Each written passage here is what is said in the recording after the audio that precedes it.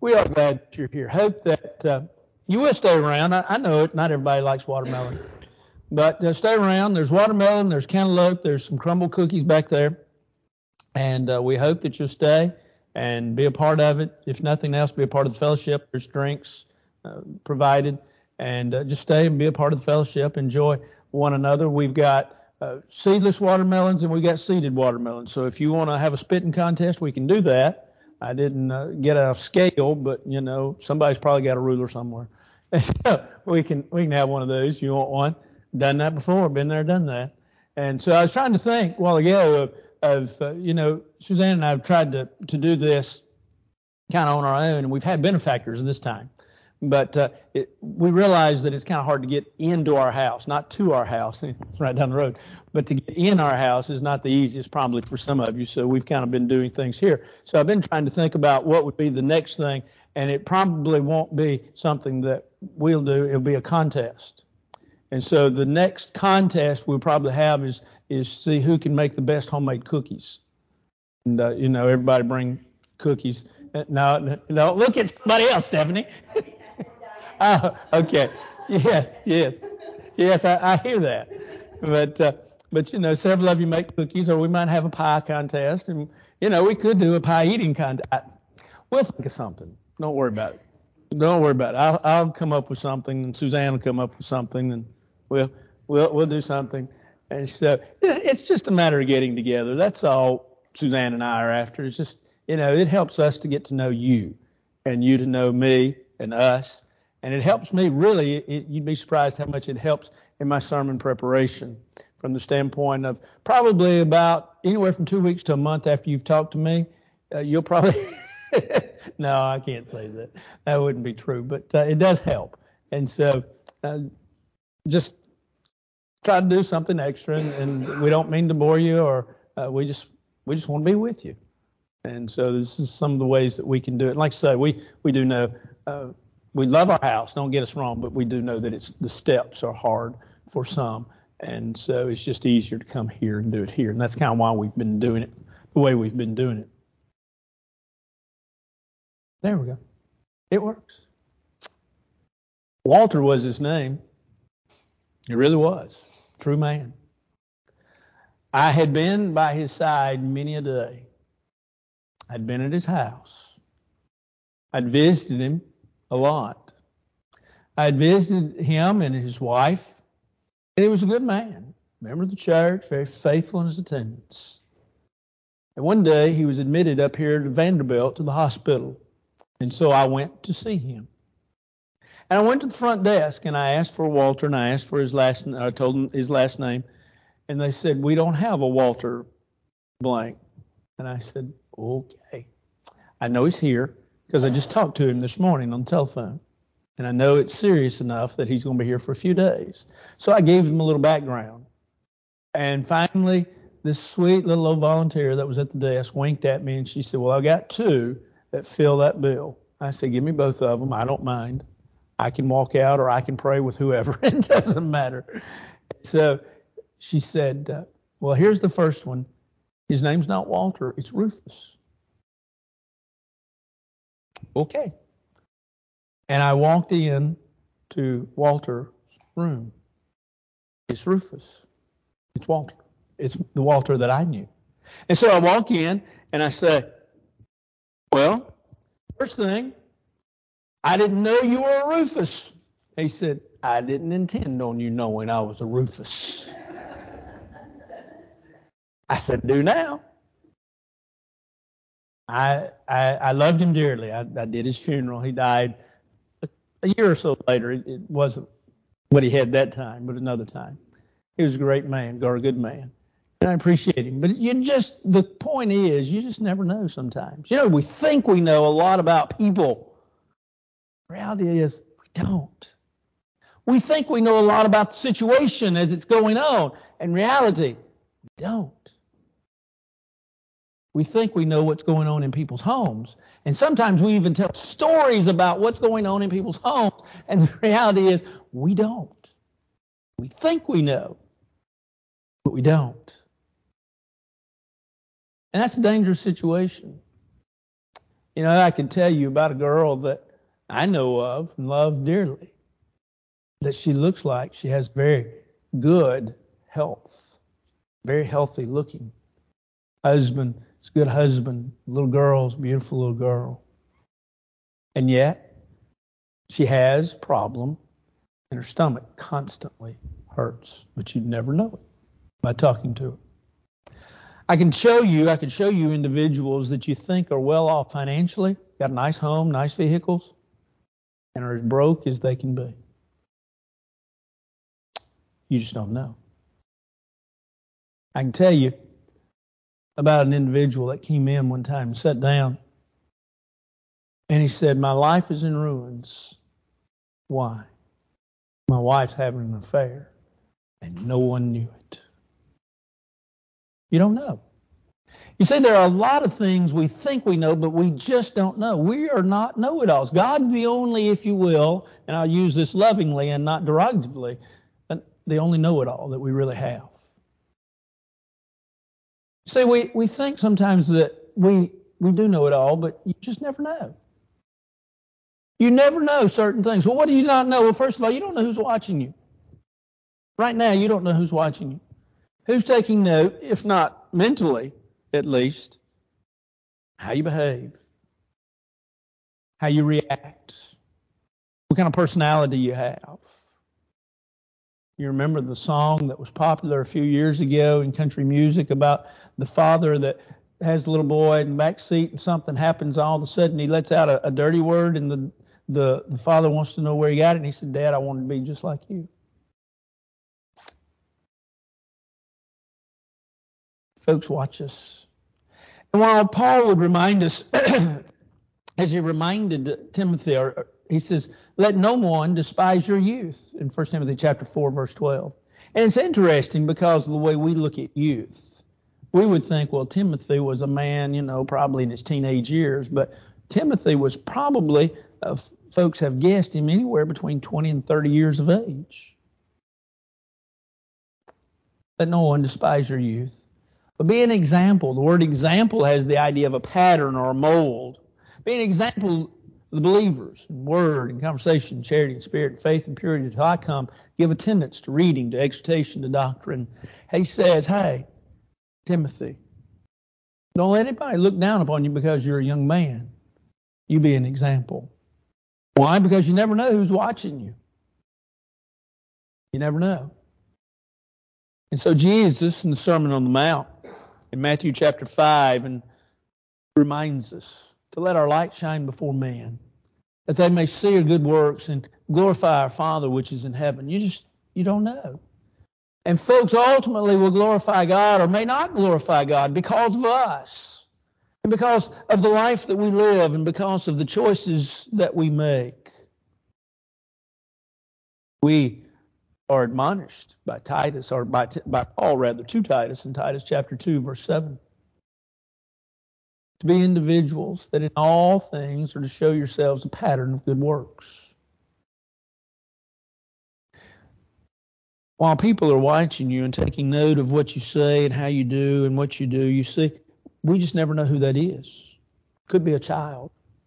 Could be a child that wants to grow up to be just like you. I know of a lady, could tell you, I'm going to tell you of a lady, but I know of a lady that has a very bubbly, sort of an extrovert personality. I was with a bunch. We were actually with a bunch. We were Christmas caroling, and one of our deacons said, want to know where you got this personality. She said, yeah, I'll tell you. She gave a name. I was not familiar with the individual. She said, I watched her when I was growing up. And she said she was the most delightful person to be around. Said she'd come around Mama and she'd talk to Mama and she was always smiling. She was always happy. And she said, I said when I was younger that that's how I wanted to be. And so this deacon looked at her and said, I think you made it. But she was watching. She was watching it as an adult, and so, or as a young person, and then became that adult. You just never know. And so while we never know who's watching, we need to remember to live the life that God would have us to live. Because we do know God's watching. But beyond that, We just don't know. We don't know who we're going to impact. We don't know who we're going to change. We don't know who we're going to direct. You just never know. And so you never know who's watching you, so be careful. We never know who will be affected by the truth and when. I've shared with a few of you recently this story, shared with the membership committee here a few weeks ago. But I want to share with you a story. We'll call him Burton. That's his first name. That's his real first name. He too, it seems like all the people I'm talking about tonight have passed away. He too, though, passed away. When I was in church, working in church, not here, but several years ago, another congregation, and this man walks in.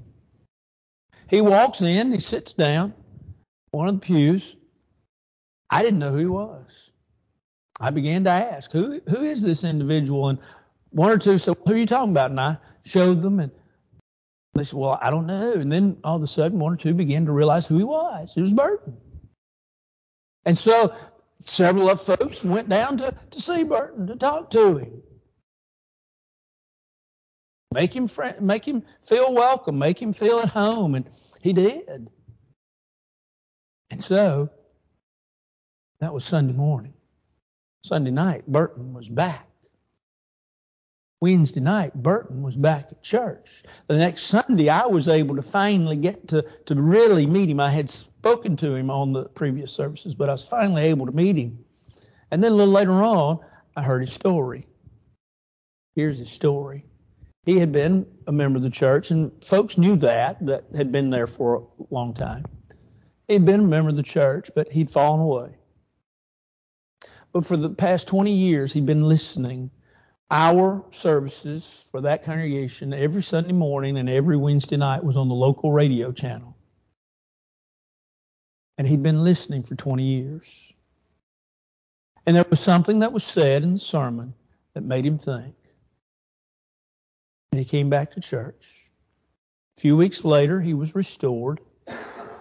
And from then on until he physically got to where he couldn't, he was at every service and did everything that congregation did. Folks had given up on him. They had forgotten that he was a member of the church at one time. But he listened to the radio. He listened to the worship service. You never know. You never know who you touch and who the truths touch. You never know. You expect to cast out, and I try to tell folks we need to cast out a wide net and see who we can affect, see who we can touch. You never know. You don't know who's going to believe the truth and when they're going to believe the truth. We understand the value of the soul. You know, when you think about the soul and the value of the soul, you think about the value of anything. I can tell you that these keys in my pocket, I can tell you that this key is actually a $70 key. It's probably more than that now. When I tried to get it replaced a few years ago, that's what they told me it'd cost. I said, I just live with what I got. Thank you. Its only true value, though, is found in its use and the willingness to pay the price that's there. The price that was paid for you and for me and for everybody in this world was Jesus Christ. And it was valuable enough that he came to this world and that he died for all of us. And so we see our value of the soul, so precious, yea, even God so loved that he sent his son. And so we must never give up on people. You see, the tendency is that after people have quit coming for a while, they'll never come back. Statistics tell us that's pretty much true. That really within the first 2 weeks of them leaving is the best time to catch them and try to get them back. And after that, it becomes progressively harder until they get to the point where they just don't want to come back. But you never know. So what do? Well, you keep praying for them, right? You keep talking to them. You keep telling them something. You keep sharing the Word of God with them. See, you never know. I wonder how many people were touched on the day of Pentecost because of the words that were preached. I wonder how many folks were, if you will, how many folks were touched when the Bible was preached in the book of Acts. When the Bible was opened up and when it was shared with Cornelius in his house, the folks that were touched, the Ethiopian eunuch that was touched when he heard the truth. You see, this idea of you never know not only affects delinquents, but how about those that you know that you say, man, I have talked to them till I'm blue in the face about obeying the gospel, or about just coming to church, just inviting them to church, and they just won't do it. Let me encourage you to accept a motto one more time. That's your motto one more time. We're not trying to be ugly with people. We're not trying to condemn them. We're not trying to be their judge. We're not trying to tell them they're going to hell. Here's what we're trying to tell them. We've got some good news we want to share with you. We got some good news we want to share with you, and we just think that what we have is valuable and important to us, and we want it to be to you, but we just want you to hear it. Why? Because you don't know. You don't know who you're going to touch with that. You don't know at what point in time. So keep talking to them, but keep praying for them. Keep taking their name before God, because you never know when they're going to obey the truth. It's really like this.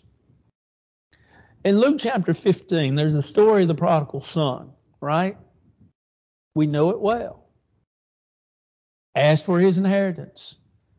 Goes out, spends it. Oh, man, has a big time, just worldly time, beautiful time as far as the world is concerned. Enjoying life to its fullest, to its hilt. And then, one day when everything runs out, he evidently is able to join himself to a farmer, and he's able to join himself from the standpoint of feeding the swine. And here's what it says, that he would have feigned to have eaten the very husk which the pigs did eat.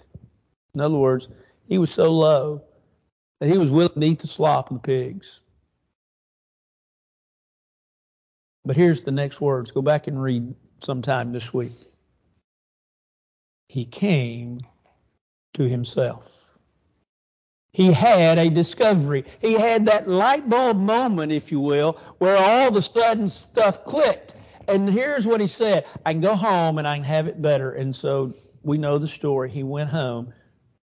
And of course, his father welcomed him with arms wide open. But see, here was the point. Some probably gave up on him. Some probably said he'll never come back. But he did. And his father greeted him. The story or the point that I want us to make this evening is this. You never know.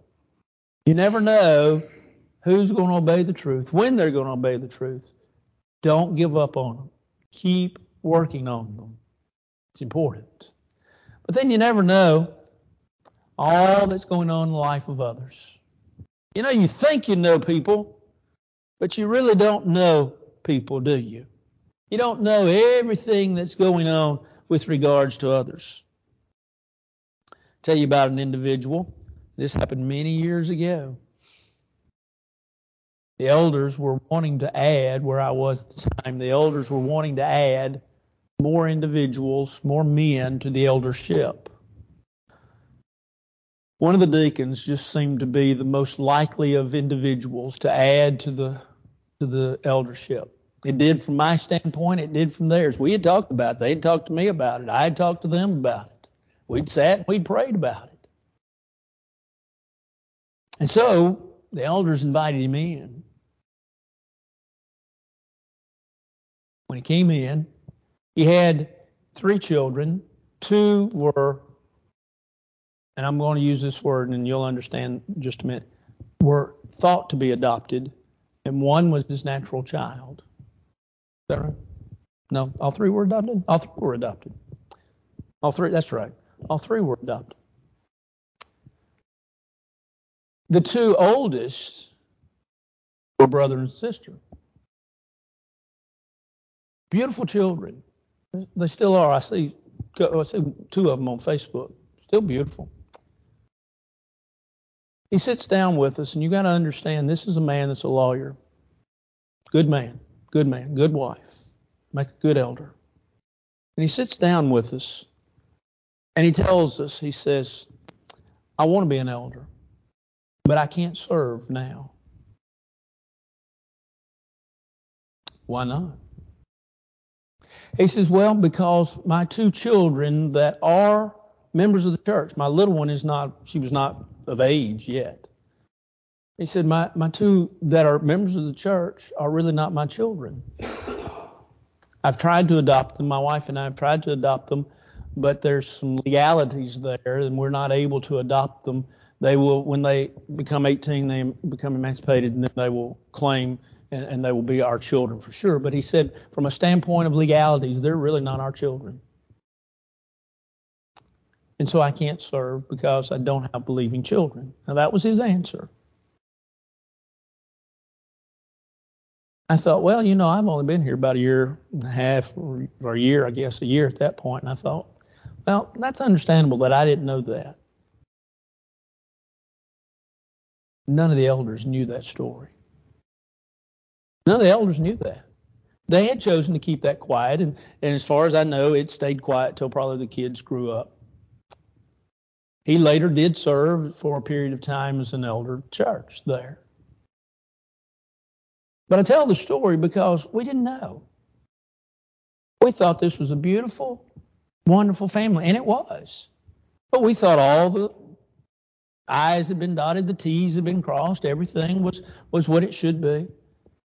And it wasn't. You see, you just never know. You never know what's going on in people's lives. I wonder when Elijah met that lady, that widow lady, and asked her to fix him, let's sort of jazz it up a little bit, piece of cornbread, a cake is what he called it. It would liken really unto our flapjacks, really. When she looked at him and said, sir, I only got a little bit. And I'm going to make what I've got up. I'm going to make it for me and my son. And then we're just going to sit down. We're going to die because we don't have any more. You see, Elijah probably didn't know all that.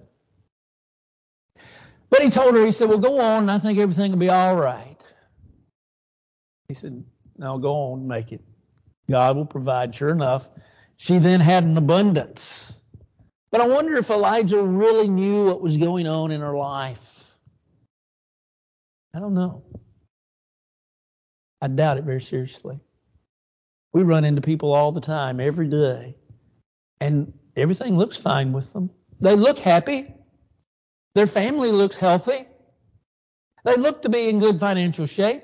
They look like they don't have any burdens. They don't have any cares in the world, but reality is they do. Preacher, why are you sharing this with us? Because, you see, we don't know everything. And so we don't know all that's going on in people's lives. So what is it to us? Well, it's important to us to be individuals that are kind to others. To be individuals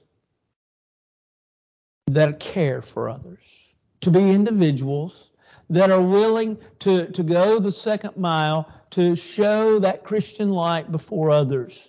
To be individuals that are compassionate towards others. You see, that individual that cut me off in the road the other day, he might have had a bad day. He might have really been in a hurry, and I might not have been going fast enough for him.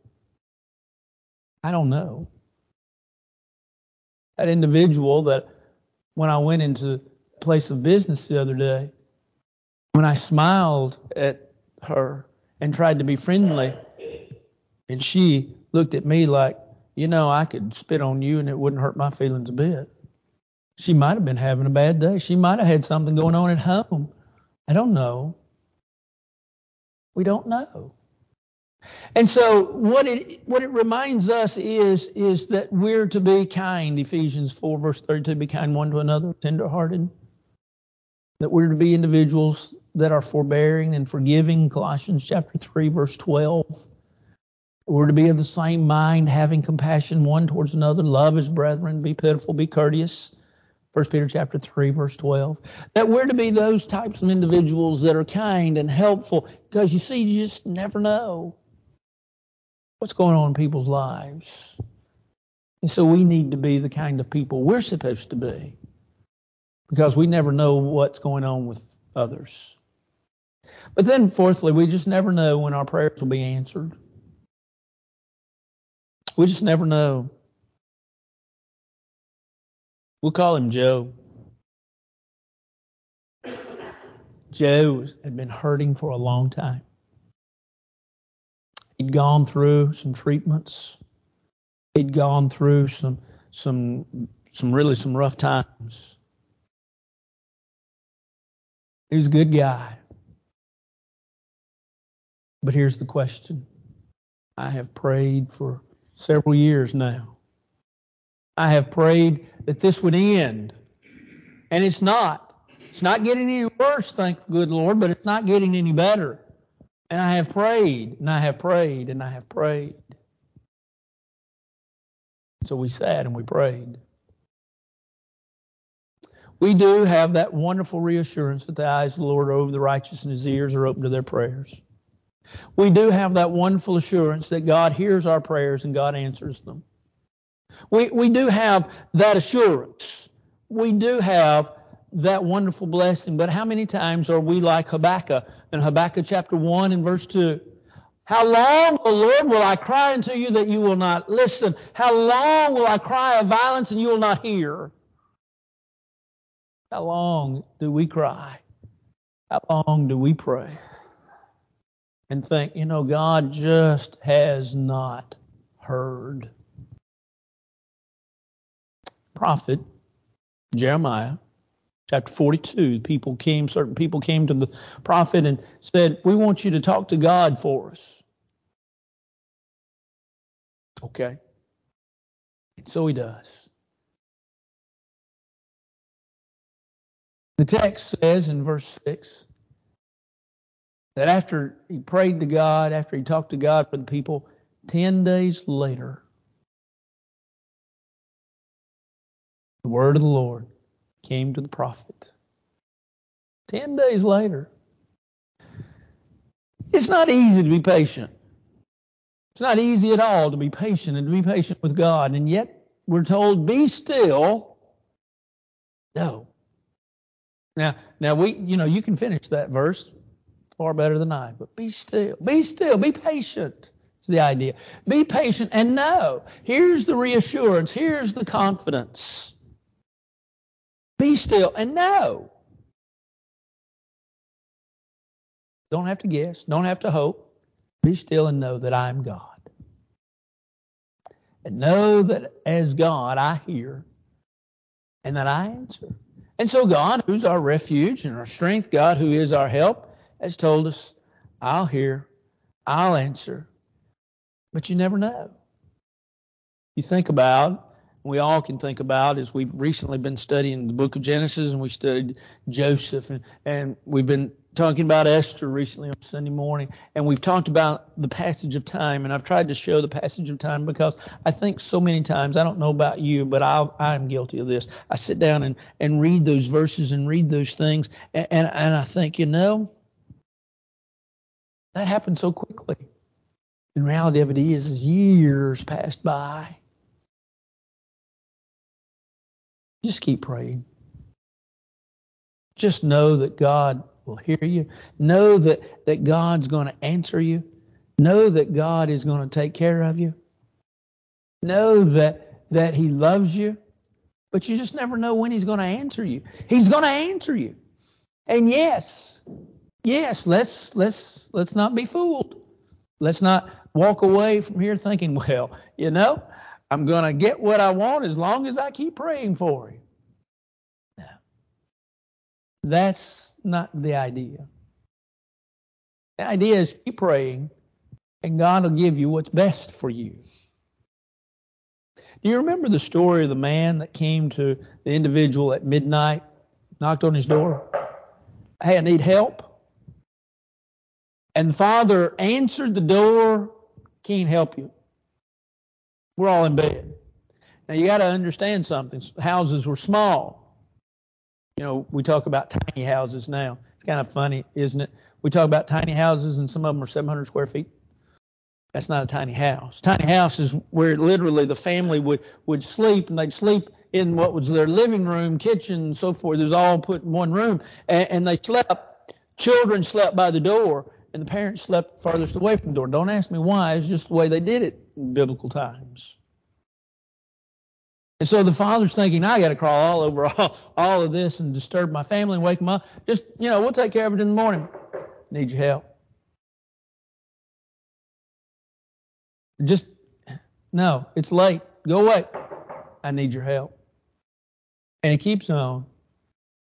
Basically, the story says, because he had kept on, he answered him. Don't stop praying. You never know. God will answer. He will answer the way that's best for you. Just keep praying. There's a lot of things you don't know in this world. There's a lot of things I don't know in this world. The one thing for sure that none of us know is when the Lord's going to come again. We don't know that. We have no clue. We have no idea. And so, what's it up to us? It's up to us to be prepared, to always be ready, to always know that He's coming. And when He comes, that can be a day that is either terrible, bleak, the worst day ever, or that can be our best day ever. Let's make it our best day ever. And so this evening, if you need to respond to the Lord's invitation, won't you come while together we stand and sing?